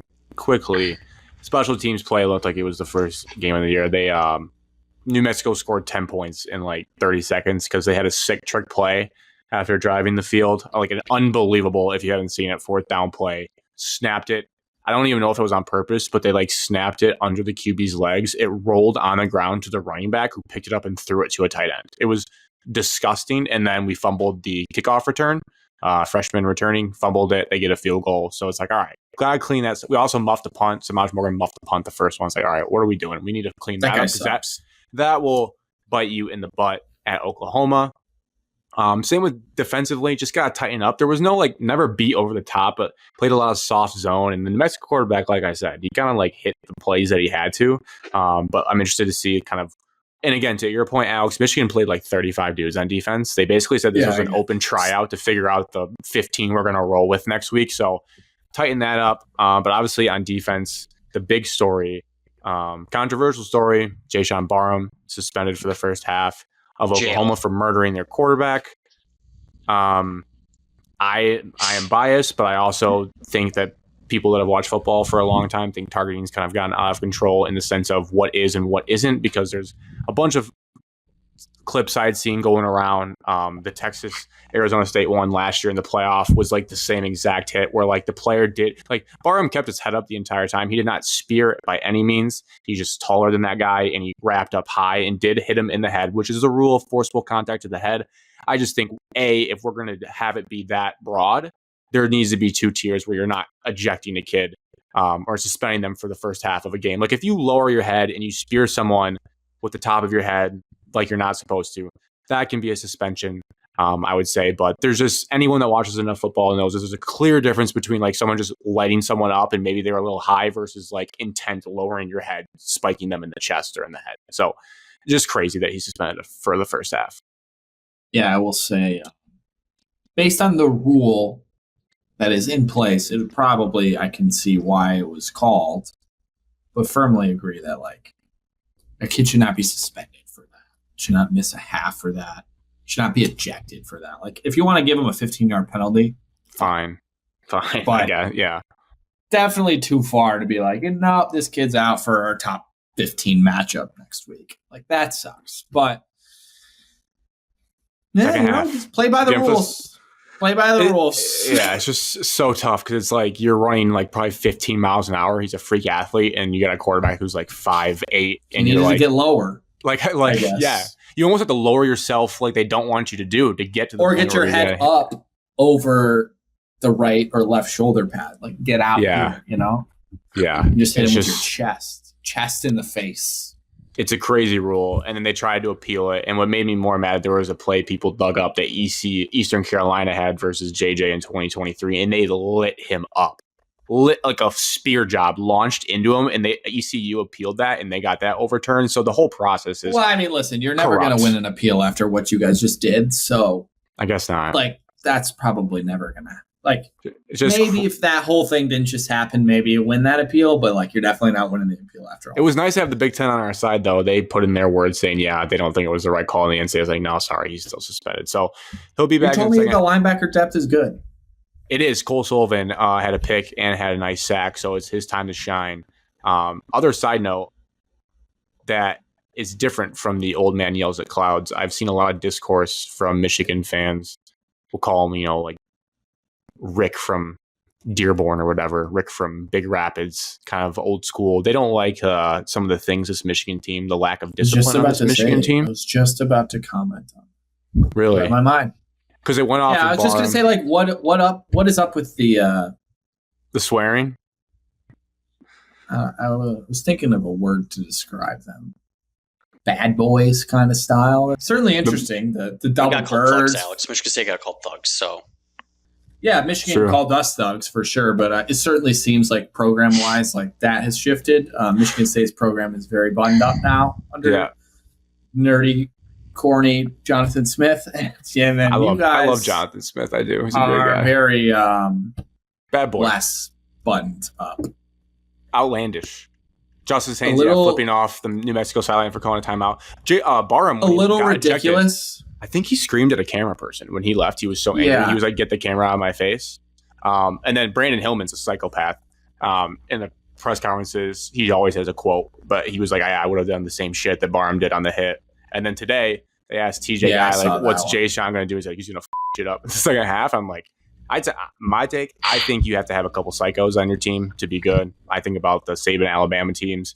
We can't have it turn into like unnecessary roughness penalties on the field, but I'm for it. I like it. I like a little bit of edge. And I know the rest of the fan base, a lot of the fan base doesn't, because they like to clutch their pearls and be like, oh, we're above that Michigan men. I didn't go to school there. I don't care. I like that they have some edge, and I think it makes them better. As long as it's fine until you start losing, and then you just look like losers. Yeah, so don't lose. And it is the same. No, it is what it is. But like, I think it's a little over the top. I think flipping off the sideline because they call it timeout is ridiculous. Like, you grow up. That's like the swearing in press conferences I don't care about, because I swear all the time. People swear. Sure, I don't really care. Swearing's fine, but like also these guys are like. I'm not saying that this is how I feel, but don't say role models. Don't say that is how it is. They're not. Kids, looking up, especially kids these days, are all so like need people to, be mature. It's not exactly a great message. It's funny that everyone thinks, Michigan State starts all the fights with Michigan and Ohio State starts all the fights with Michigan, but no, we're pot stirrers. I like it. Looks like it. Looks like it. You have a friend here that will embrace that and don't run from it, and I'm fine with it. That's just is what it is. As long as you're cool with it and you embrace it, fine. Yeah. If you're gonna tell me in 6 weeks when you guys start a fight at the end of the game after you lose that it was all us again, I'm not gonna. Other people will say that. I will not. I understand how it goes. Good. But I'd rather have that than no pulse. So I will take that. Like Alabama. I'd rather be that than warming up with cell phones in hands, loafing on plays. These people Excuse me, I said Michigan State was going to win. I apologize. Michigan is going undefeated and winning the national championship because Bryce Underwood looked good against New Mexico. So. I didn't even hear you slip that in. Interesting. Some quick previews. Michigan State going to Boston College, 7:30. NBC should be... No? You said Michigan State going to Boston College? Sorry, Michigan State versus Boston College. Evan will be there, 7:30 p.m. NBC should be Eagle Blackledge in the crew there. Catherine Tappan, sideline reporter. Saturday night. Yeah. Nicole Auerbach on the desk at halftime. Oh, yeah. Josh Perry and her just. Spread is -3.5. Spartans over under 46.5. I only have one thought on this game, and then I'll kick it to you guys. Some keys, what you're looking for. I just know there's been rumors that he was in a walking boot and he's shaken up. Their Lonergan quarterback. He's competent. I watched the highlights of their game. Good podcasting for this. They look like they have some eye test skill players. Like they have guys where you look like, oh, that guy could play in the Big Ten for sure. I know ACC is also technically a Power 4 conference, but the lower half, I like to think Big Ten thinks we're better than that. So we are. Curious how I know they lost a big edge rusher last year that you guys played, the Azaruki, whatever guy. Yeah, good player. Pick. So curious to see how that stacks up. But eye test wise, they look competent. They look like they have a pulse. A lot of rankings I see out there. You guys are very similarly rated, like in the athletics top 136. I think you're 49 and 50 right now. I'm not saying that's accurate or how things will end up, but very intriguing matchup for real college football fans too. Not even just fans of the teams, how this goes. It's a good Big Ten ACC showdown. Yeah. Boston College played Fordham last week, I believe, right? The Rams. They were like the worst team in FCS last year. Like they are absolute joke of a football team. So I would not look into anything about Boston College's game from a stat perspective. Like they're a joke. I will say on the quarterback, like he was competent, can't run, which is good. Very good for us. And he doesn't like have a lot of zip on his ball. It's kind of like a pocket passer, kind of just lofted in there. They do have a really good receiver that played against us last year. He's back. He had like 150 yards receiving against the School of the Blind last week. So I wonder if it's number one. That kid Bond. Number one looked good. Bond. He's pretty good. The only stat that matters in that game is they could not run the ball against Fordham, which is huge because we have shown under Jonathan Smith that we've been pretty competent against the run. We're certainly very good against the run last week. If we could shut down the run and their quarterback can't really run and he has to just sit back and pass, I like our chances quite a bit. Make them one-dimensional. Yeah. So their first row game. 2.6 yards a carry. Ew. That's pretty bad. Their running back starting name is first name is Turbo. That's cool. Turbo Richard. Turbo Dick. Well, they had a really good running back against us last year, I believe, too. And he's gone. We don't pretend you didn't say Turbo Dick. I think Evan might be a little delayed because that set in late, I feel like. But yeah, their good running back's gone. They can't run the ball. They have some good skill players. They have an Alabama transfer at quarterback, but I don't know. They're not going to get off the bus and you're going to shit your pants and be scared of the team you're playing by any means. They're less athletic, less talented at pretty much every spot. It's just a matter of can you get up for a game and finish a game in the second half? That is pretty much all it's going to be. True. Second half will be big of how that goes. Are you going to start the third quarter with a fumble, a pick, and 2 touchdowns? Evan? 100% agree, Alex. I was just about to. That would be my point of emphasis. I was like, 99.5% sure we're not going to start the second half like that. We're not going to start with a muffed, deferred second half receive. We're not going to start with a muff kick, hold them to a field goal, be like, all right, you know what? We give up. We're down 1, and then start with an interception. Not going to start that way. We're also not going to have 4 of our top 5 wide receivers. And then they score a touchdown. Correct. And they score a touchdown. We're not going to have 4 of our 5 people wide receivers. Do forget. Nick Marsh didn't play in this game. Jaron Glover didn't play in this game last year. Our top 2 just wide because receivers. they had the lead with 2 minutes left in the game, and we had a white walk-on wide receiver playing snaps for us last year. We are significantly better at this point this year than we were last year. Atmosphere is going to be probably the same. This was the Red Bandana game last year, a primetime game, another primetime game just at home. It's kind of, we were talking earlier in the week, or I think it was today or yesterday, about like program win, and I 100% agree. I think this is a program must win. Not for the season, but for the program. Can you show development? And like Alex, you just said that we're better. Hands down, we're better at this point than last year. Okay, but the only way you can prove it is beat the teams that beat you last year. To an extent, okay, Boston College is one of those even marked teams where you want to see improvements, you beat this team. I think my biggest takeaway will probably be one, turnovers, issue all last year, and then our third down conversions. We struggle third down, got to stay ahead of the chains. Okay, so run game has to be vital. And then I think we were 3 for 13 against Western on third down conversions.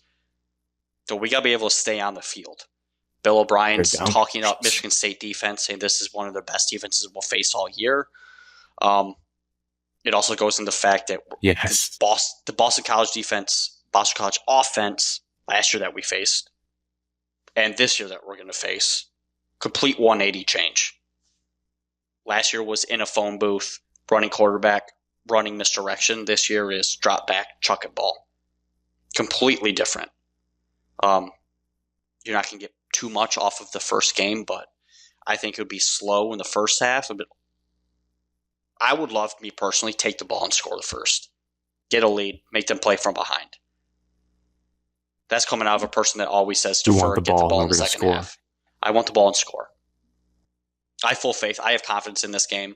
It's just like a Power 5 game, so you're always hesitant on those types of games. But I like it when we're at home. Our quarterback's better. Hands down, it's college football. Our quarterback at this point is better than their quarterback. I'd go as far to say, is Michigan State's better at every position outside of kicker, because I don't know who's kicking. The only thing that's going to matter in this game is Childs going to throw 5 interceptions? Are we going to fumble the ball? Are we going to be sloppy? Are we going to have a bunch of penalties? On paper, you're more talented. You're at home. Boston College is breaking in a new quarterback. This is a absolute must-win game. Must-win meter. Win game. If I come here next week and on this podcast and we lose, I'm pretty much checked out. It's it. I'd be pissed. There's no reason to lose this game. I expected this game to be comfortable. We win by 10 or more. 14. We should be. They were not good last year. They had a quarterback who just beat Alabama on the road last week. And we had them beat. Bill O'Brien didn't want him. During the worst third quarter I've ever seen in my life. Yeah. Rain. Disaster. And yet all of that, no Nick Marsh, no Jaron Glover, no receivers. All of that. And we were leading with 2 minutes left. And then Malik Spencer gave up a dog shit touchdown. You're convincing me it's going to be a blowout. I wasn't going to go that way. We should kill them. We should kill them. I honestly think that we should win with ease. You stick with the same old line. You pound it down your throats. You run play action. You have elite receivers. You have elite pass catchers to throw to. Get enough pass protection, run the ball decently, and you should win this game by 2 touchdowns. Alex, -4.5. If you don't want to be they're people. Over under 46. Take their food. Program game. Oof, -4.5 now. -4.5. Moved up one. ESPN. To you guys. ESPN. People are getting on the Alps train. Matchup predictor, ESPN Analytics. This is the State, program win for underdogs. Jonathan Smith. Yeah, I don't give a shit about any of that. I test. FPI. I've watched both. We have way more talent. There's no excuses. And if we lose, it's probably because Childs made a bunch of mistakes. That's probably what happened. And that's doomsday. Yeah, it'd be doomsday. I'll go first since I'm not a Michigan State fan. My prediction is Michigan State 27, Boston College 20. To Alex's point, I think it's comfortable, though. I think they kick a field goal late because they needed it, and then they never get the ball back, and you win by 7. So slightly into the over, I guess, by a half point, but I think that's where I'm at. You guys miss an extra point. That's how you get to 27. Oh. We're still trying to figure that out. We go for 2. Yes, I'm sorry, Evan. Evan's delayed again, by the way. All right. Yeah. I noticed during the segment. You went quick. I'll go then while he's gone. Okay. I think this is the Michigan State-Miami game from 3 years ago. We were there. Where, it's I don't know, we're up 7 going in the fourth quarter, up 3 going in the fourth quarter, and then we just run away. So 31-14 final, Michigan State dominant victory. People are feeling good in East Lansing, only to then realize, Boston College sucked anyway, so it wasn't that good of a win, but whatever. 31-14. Evan, he compared to the Miami game of 2021 that we were at. Disagree. Tight, and then we run away from it. I think this would be a lot like the Iowa game of last year. Oh. That game was a comfortable win as well. Yes, it was. A lot of field goals, but I think those field goals are touchdowns. So commanding 21-7 lead at halftime. It gets close to 21-17. We run away with it 34-17, 35-17, somewhere around there. Wow. You got to go belt to ass on this team. This is a joke. This is ACC. We're the Big Ten. Come on. Alex wants to ACC not just cover, but slam them. I don't care. Boston College is not This isn't the Fordham Rams anymore. We played them last year, and they had a better quarterback. True. And we did not have our best players on offense. Our offense is 50 times better than the offense that showed up on that day. You have Amari Kelly. And Nick Marsh playing is nice. Let the offensive playbook leash. Every trick up your sleeve, let it out. Flick out the gate. I would like to take shots. I want to score points. Grant, we don't win this game. We don't win this game. We're not making a bowl game. We don't win this game, and I'm going to have serious questions about where this program's headed.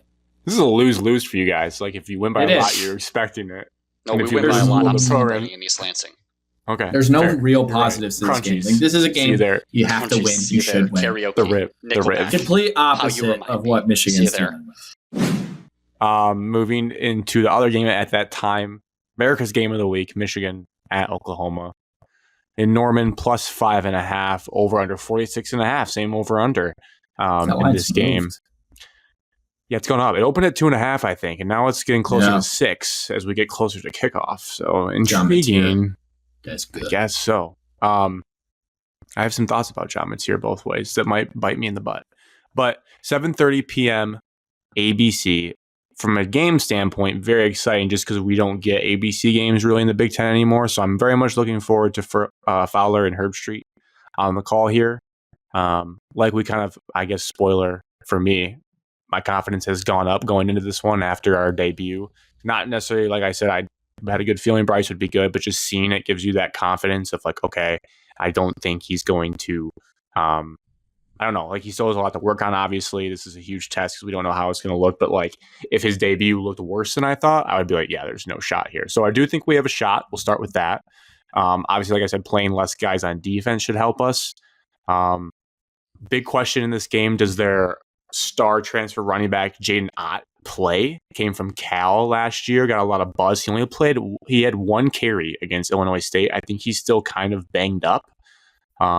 So that's intriguing to me because I think they're also starting running back against Illinois State got hurt. So I don't know what their running back room looks like, which is going to be a huge factor for them. I'm expecting the Ott kid to play because I'm rooting for Michigan. Of course, their player is going to be back and ready to go. So that's what I'm expecting.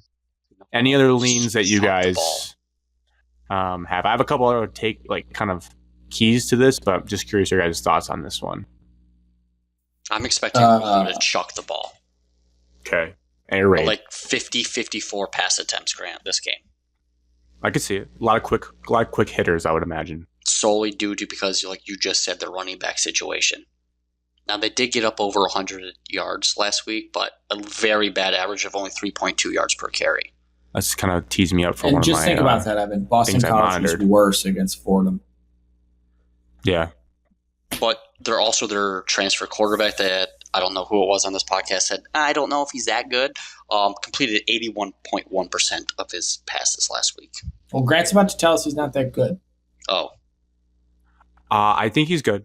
So I don't want to say he's not good. I would go in the other direction, saying that he actually is good. He's good. But I do think I don't know how to phrase it with. Well, no, I'm just going to say it. I think he hasn't really played anyone. This will be the toughest defense he's ever faced too. So that's just flat up. This is going to be his biggest challenge of his career. Washington State basically played a G5 level schedule last year. I think the toughest game they played was Boise State, and he was okay. They played Washington. He was okay. If you look at his game logs versus the best teams he's ever played, much more pedestrian. I think that he gets a little sloppy when he plays. You'll see his mechanics. It's interesting. He does not throw a conventional way, which could be interesting. He's great at scrambling, so that's one thing that really could wreck us. But then again, I think is he scrambling well because he's playing lesser competition and he can out athlete people? In my gut, if he dances around us like a Thomas Castellanos, that's on us. But I'm very curious to see what his running game looks like because he runs for 800 yards a year. He is a scrambling quarterback as well.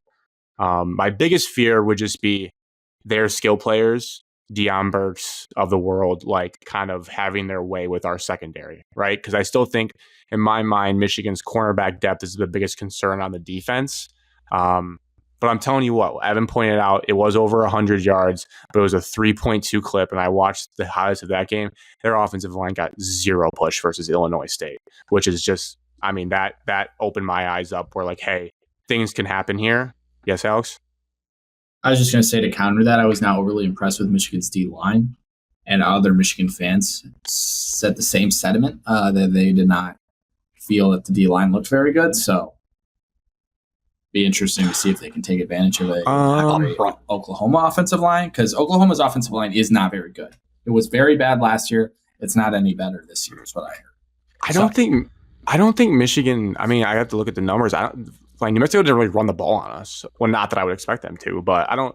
They maybe like from a eye test of Graham and Grant, you realize they're not playing anymore. But New Mexico ran 28 times for 50 yards, 1.8 a carry. So they didn't run the ball on us. And I don't think Oklahoma is. And I think that's exactly what we need to happen. It's got to be a one-dimensional game where Mateer does throw 50 times, but it's going to be about tackling in space because they're going to try to dink and dunk it around the yard, basically run by passing with screens. And we just got to be ready for that. You got to have open field tackling. It can't be like the Texas game of last year where like we're missing tackles and then they break a bubble. They break a tackle on a bubble and then they score like Terry McLaurin versus the Lions.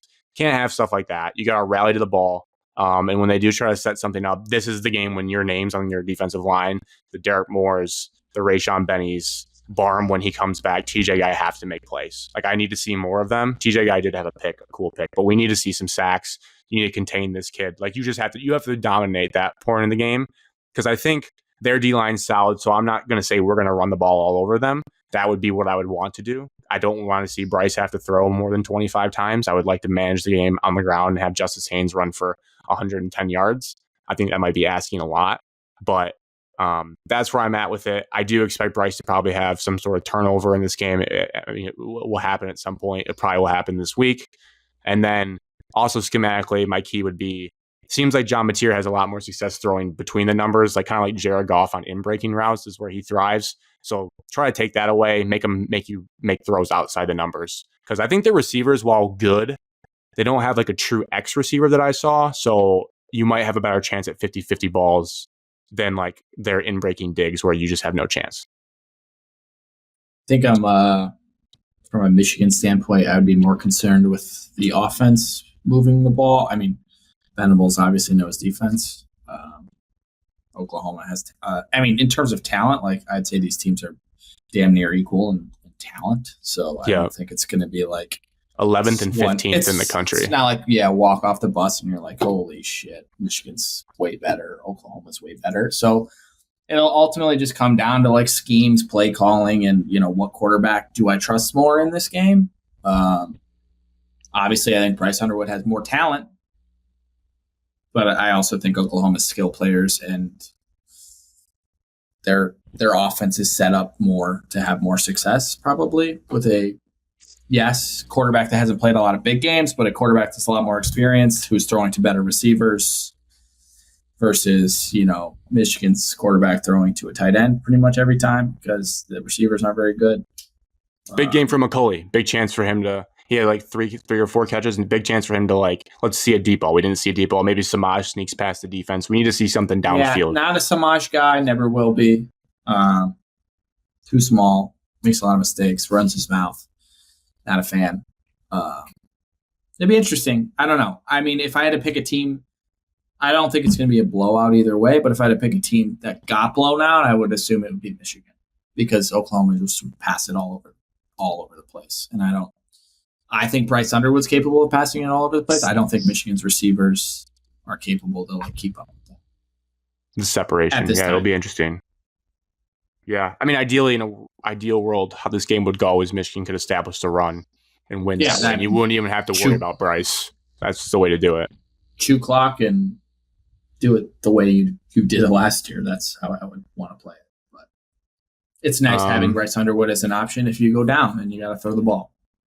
Yeah, it was nice to see us able to do a 2-minute drill, something we couldn't do all of last year unless it was Khalil Mullins breaking off a 75-yard run versus USC. So it was jarring to see. That's part of the reason the expectations or the hype got high, just because we couldn't even throw a forward pass last year. So it is a 180. I'll let you guys go first on your predictions. Only because it's on the road. It's my only reason why. And I think that whole lingering, Oklahoma upset Alabama last year.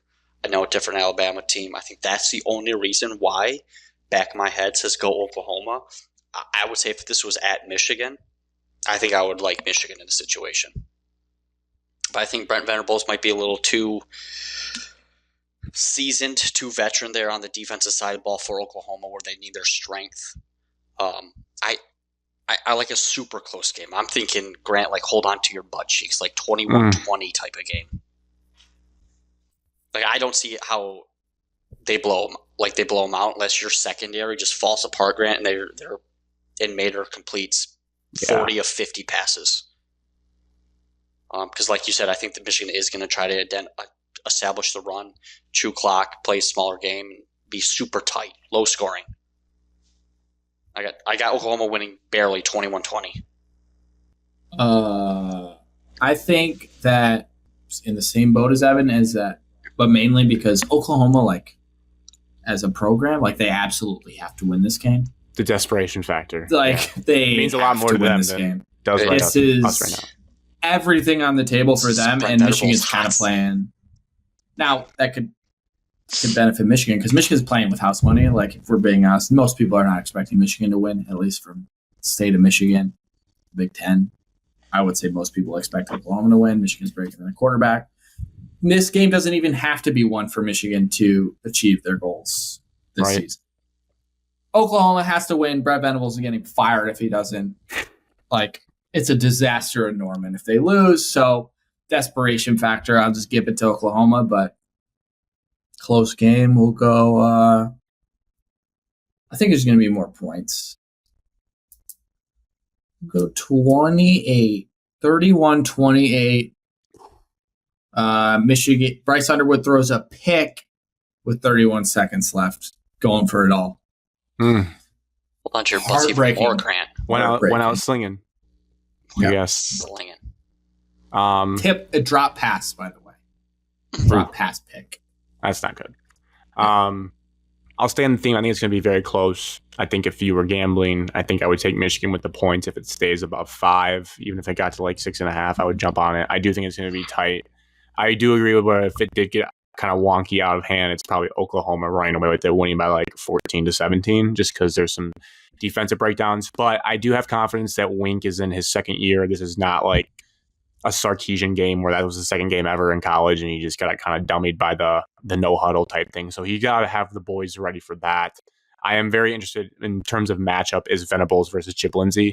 Chip Lindsey, first year at Michigan, but a veteran of college football, has seen a variety of defenses. So I would like him to have some sort of competent looking game plan, kind of using Oklahoma's aggressiveness against them. Kind of like how Ben Johnson would do it to the Vikings, where like, you're going to over blitz us. We're just going to run a nice little draw up the middle with Gibbs and he's going to hit one for 15. Like I need to see some stuff like that where it looks like we know what we're doing. In terms of specific predictions, I do think Justice Haynes has a little revenge game here from when they lost to Oklahoma last year. I think he runs for like 100 yards and has a good game. Doesn't necessarily mean that we're going to win, but doing the classic week of thing where to start the season, I said this was a loss. I get blinded by the throw, the narratives, Sharon's return to his alma mater, Jason Barham coming back in the second half and fucking shit up, as TJ Guy said. Could be suspended this game. Suspension. The team knows they're not going to get to see him for the next 2 weeks, so they're going to leave it all on the line this week for him and Norman to win. So I'm going to go Michigan in a very close one, 24-23. John Mateer is driving, throws a pick over the middle. He leaves it behind the receiver. Our safety, whoever it is, picks it off. I do think, spicy take, Bryce throws at least one pick. Mateer actually has 2 interceptions in this game. And Michigan pulls out a 1-point win on the road. And then the sky's the limit. Then it's Looney Tunes. So based on what we said, Michigan will probably get blown out and Michigan State will lose on a game-winning field goal, and we'll have a very sad podcast next week. Probably. Maybe. Great. Excited. Last game, content. Lions, Green Bay. Marissa's sitting right next to me, so I don't want to say too many mean things about Green Bay is now stunningly 2.5-point favorites in this game. No respect for the Lions. Evan, 47.5 over-under. 425 America's Game of the Week on CBS with Romo and Nance. I don't know, Jim. Way more excited for this game. Yeah. Well, no, I'm most excited for Michigan, Oklahoma, even though I'll be at this game. I'm excited for both, but like, I just need to see I know what the Lions are. I know what we are. Yeah, it's true, actually. We know this won't be like make or break, like the season's doomed if they lose this game. Sure. I'm excited for my new fantasy players of Gibbs and Waymo, so that'll be exciting to root for. I actually think both of them have really good games in this game. I still think when you get into these like nitty gritty games of like the competition's pretty similar, you need to have those like rare unicorn athletes that like no one can handle. And I think those are the guys we're going to see in this game. And we get the return of Hutch. That's also very exciting. Dan Campbell, again, couldn't say enough nice things about him. Said he looks like a beast. Can't wait to see him play. He's better than last year. So I'm expecting 2 sacks. Personally. I don't know what everyone... I'm expecting at least 2 sacks. So we'll see. I don't know. What do you guys think about this game? Not feeling good. But the national narrative is all on the Packers. Parsons is going to play like 10 snaps, so he has to take like shots in his back just to be able to walk up and down the field. Epidural, I heard. Yeah. So momentum's on the Packers side. They're on the road. A lot of fluctuation up in the air with the Lions. I just don't like our momentum going into the game. Not a lot going for us in the offseason. Is that just like national narratives though? Yeah, what the f- are you talking about? It is. That was last time you watched the Lions top 5 roster. So you're letting the media tell you that we have no momentum. What the f*** do you mean? We're a top 5 roster. I don't think we have a top 5 roster. Have like coaching staff, TBD, I guess, on new coordinators, but as a roster of talent, 15 all-pro level players on our team. 15. No, 15 of the 22 starters on our team are all at least pros. 9. At least 9 that could get to that level. Or are already at that level. We have a lot of it. Jared Goff. All pro, you're saying? All pro. Goff would be an all pro. I'm saying an all pro level. Yeah, Jared Goff was in 5th in MVP voting or whatever last year. Yeah. St. Brown. Hard though, because it's all good quarterbacks in the AFC. Laporta. Branch. Waymo could be an all pro receiver, honestly. Hutchinson. J-Mo. I think J-Mo could never be an all pro. Jack Fox. Branch, Kirby Joseph. All pro means you're a top 3 a wide receiver. Yeah, he could be. Yeah, I think J-Mo has that kind of talent. He could be. It's great value in the fantasy draft. I'm just kidding. Jack Campbell could be a top 3 linebacker for sure in a couple of years. Brian Branch, Kirby Joseph. They're both already top 5 safeties in the league. Hutch is the only one on the defensive line. Oh, Aleem McNeil. I know he's hurt, but he's pretty damn good. Dan Campbell, all-pro coach. Okay, well, Aleem McNeil's not playing. We're really good. We have really, really, really good players. Look at our stats with and without Frank Ragnow, and I think it's going to show its ugly head in week 1. Yeah, but we had all off-season to prepare for that. We had all off-season to trade and sign a playmaker on defense, and that never happened. Evan's point is taken, though. The biggest thing I'm watching is just our new offensive line and how it looks in a very into the deep end test of Parsons and Rashawn Gary across from you. So, yes. The good thing is, hopefully, they're rushing against our tackles the most of the time. Hopefully, Parsons is going against Sewell. Old. Yes, but I'd much rather have them going against those guys than Ratledge and Glasgow Gap. So hopefully it stays the tackles. A lot of 2-3 man routes only, max protection.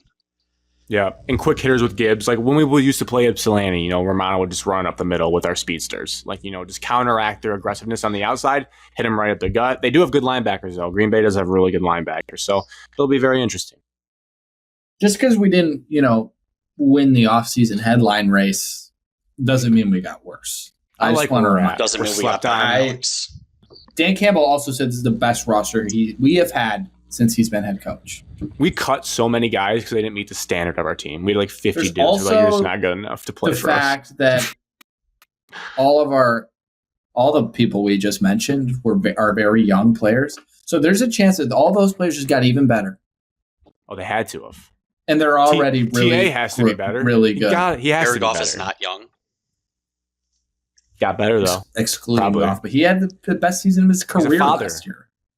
Daddy Goff. And lost the play caller.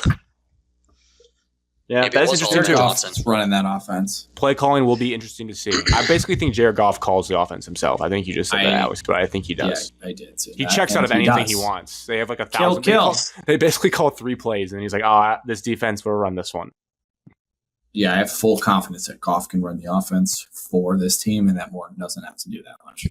I think this is the start of the Gibbs best running back in the league campaign. Yeah, I was just going to say, you have the best running back in the league on your team. You have a top 5 receiver on your team. You have J-Mo, who is your second guy, who breakout year for J-Mo has campaign. More talent than all these other guys anyways. The return of Laporta. J-Mo can only run 2 routes, bro. No. I think we're going to see his full tree. I firmly disagree. He can run a deep comeback. He can run a crossing route and a go route. That's at least 3, Evan. At least 3. Firmly disagree. J-Mo is a great football player. Well, he's not going to be a line for long. Evan, can you that would mean be positive? That would mean he had a great season. If he overperforms and has like 1,500 yards, that means... I demand excellent for this franchise. Do you just hate the Lions? I don't get it. No, you're 15-2. You're right on the cusp of going to the Super Bowl. You're Super Bowl favorites. You're the 1 seed, and you don't do jack shit in the offseason. It's still better. Everybody else around you is getting better. We don't. You don't have to build a whole roster through the draft. You can actually sign free agents and make a trade. It's okay. What did the Packers do outside of Micah Parsons? Oh, that's kind of hard to... I mean, you can't like throw that out. That was the biggest trade, like the Luka Doncic trade. And what did the Vikings do? The Vikings do. Comparing ourselves to the JJ. They were 14-3 last year. I don't compare myself to a team with a rookie quarterback, regardless of who the team is. What did the Chiefs do? Well, their not best player, but their most popular player got engaged to the most popular human in the world. What did the Bills do? They got Joey Bosa. Re-signed James Cook. Re-signed a player, then you need to give the flowers to all the re-signings that we did. They have the best quarterback in the NFL still. I'm excited to see Tyreek Williams in action. I'm excited. Derek Barnes is fully back, correct? Yeah. Or no? Is he? Yeah, that's real. Yeah. Excited to see him. I'm excited to see Jack Campbell and Anzalone together. I'm excited for a lot of things. TA, how does TA? DJ Reader has been quietly, just like no one talks about him, but Dan Campbell did DJ Reed on the other side? DJ Reed. Yes, thank you. Dan Campbell finally said it. He's like, yeah, DJ Reed's been awesome all camp. He's just like so under the radar. Like we don't have to say it, but he's been really good. So excited to see him. I do think Green Bay's wide receiver core has a lot of question marks I've seen. Like I think, is Jaden Reed playing in this game? I think. Some practice this week. Has Matthew a broken Bullen foot. Could be a problem, but he's a rookie. Oh yeah, he has a Liz Frank injury. But yeah, Hutch has got to wreck things. Weather will not be an issue. High of 63, sunny in Lambeau will be beautiful. Good time to play there. I have the Lions winning, let's say 26-23 Lions, because most NFL games are close. 31-28 Lions. Mm-hmm. That was the same score as the Michigan-Oklahoma game. 29-25 Packers. Oh. And then my final prediction for the season is I think we go 12-5 and win the division. 10-7 wild card. That's not you said texted us the other day. It's 7-9 or 7-10. No lies. He likes to ham it up the other day. Just every negative thing that happens around us, I say something else. It just goes down. Just because a guy goes somewhere else doesn't mean that's a negative to us. It was. So we had to play him. So yeah, that was bad. We had to play him anyways, though. Sad day, bad day. Alex, we don't have to play him twice a year. We have to play the Cowboys once. Yep. And the Cowboys are the frauds. They're the biggest fraud organization of all sports. No. Listen, I get it. But I'm not going to sit here and pretend the Lions are just not a top 5 team in the NFL anymore, because they still are. And they're still good. And they're going to go roll up 12-5 and win the division no matter again. what. We are. Because that's how good our team is. We're just going to roll up and make the playoffs no matter what. We're not going to. Yes. There's talent to miss the playoffs. Outside of injuries, we have way too much talent. Are you kidding me? Go rewatch last season. Well, good thing. Like, I think you're a Michigan fan, Alex, because you're living in the past still. I'm not living in the past. This is the future, and we have all the same guys, and they're Alex, to be getting honest, better because they're young. Actually watched the Lions was this year, and we lost in the playoffs to a rookie quarterback. You were there. Yeah, because our best players on defense were all we injured. got better by health. Yeah. Who did we sign? Agreed. Who did we trade for? Aiden Hutchinson, Defensive Player of the Year. Aiden Hutchinson. He hasn't won that award because he yet. went to Michigan. No, he hasn't won that award yet. You refuse to think he's good because he went to Michigan. No, and I think went to he is Michigan good, State but too. he's not as good as people think. Don't put words in my I disagree. mouth. He's got a lot to prove, Tevin. He's got a lot to Lambeau. prove. Cheers. I forgot I was a Lehman. Hopefully he worked on that in the offseason. Cheers.